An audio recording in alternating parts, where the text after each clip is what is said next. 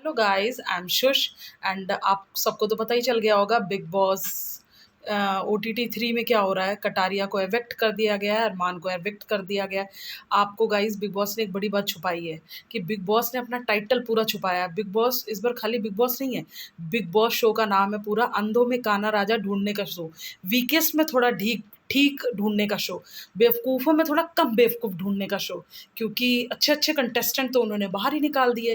पहले विशाल बाहर निकला था तो मुझे बहुत दुख हुआ था। मैं इतना दुख में चली गई थी कि आखिर ये हो क्या रहा है, डिजर्विंग कैंडिडेट बाहर हो गया।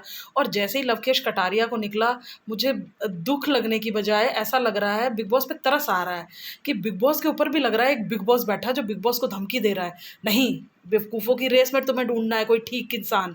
नहीं तो बिग बॉस बेचारे कर क्या सकते हैं, वो भी प्रेशर में है। आप लोग समझते क्यों नहीं है, बिग बॉस अंडर प्रेशर में। अब उनके हाथ में कुछ नहीं रहा है।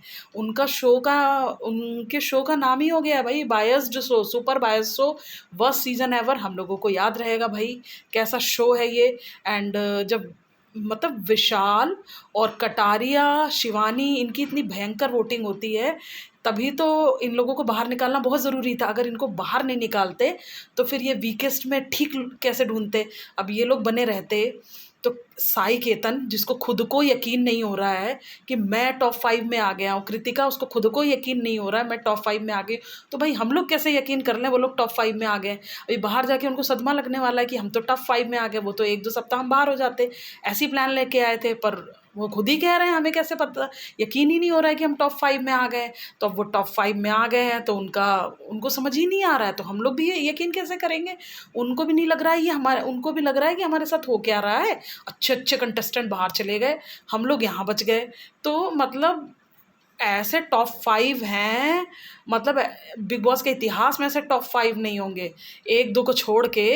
बाकी भैया सुपर सुपर सुपर वीकेस्ट लोग भरे हुए हैं।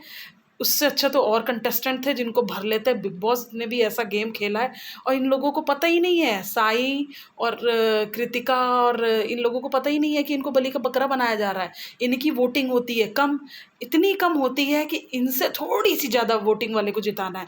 अगर कटारिया होता, शिवानी होती एंड विशाल होता तो क्या जिनको बिग बॉस जिनको जिताना चाहते हैं, मैं नाम नहीं लूँगी क्योंकि नाम हमें पता ही नहीं है, क्योंकि ये अनप्रेडिक्टेबल है भाई। ऊपर से प्रेशर कितना पड़ रहा है, अब कब कैसा प्रेशर पड़ जाए बिग बॉस पे कुछ पता नहीं है, कहा नहीं जा सकता। आप लोग तो समझ ही रहे होंगे।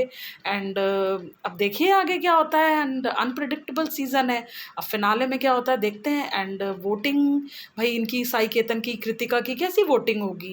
एंड नेजी, सना मकबूल, अब जो भी रणविजय जी बचे हैं, अब देखते हैं उनमें से जिसकी थोड़ी सी ज़्यादा वोटिंग हो जाएगी वो जीत जाएगा। अब लवकेश के आगे, विशाल के आगे, शिवानी के आगे और लोगों के आगे उनको तो वोटिंग पड़ती ही नहीं, तो उनको तो निकालना बेहद ज़रूरी था क्योंकि उनमें से ढूंढना था। तो बिग बॉस पहले ही बता देते, ये लोग बेचारे इतने अच्छे अच्छे कंटेस्टेंट इतनी मेहनत करके गए। विशाल, लवकेश ने अपनी परफॉर्मेंस कितनी अच्छी दिखाई, टॉप 5 में डिजर्व करते थे ये लोग। अब फालतू इन्होंने मेहनत की बिग बॉस को, अब लिखवा देना चाहिए टाइटल अंधों में काना राजा ढूंढने का शो। तो भाई बेवकूफ़ी आएंगे सारा, और उसमें थोड़े से कोई बढ़िया होगा वो जीत जाएगा। अब हम क्या देख कर सकते हैं। चलिए मिलते हैं फिर फिनाले में। Thank you.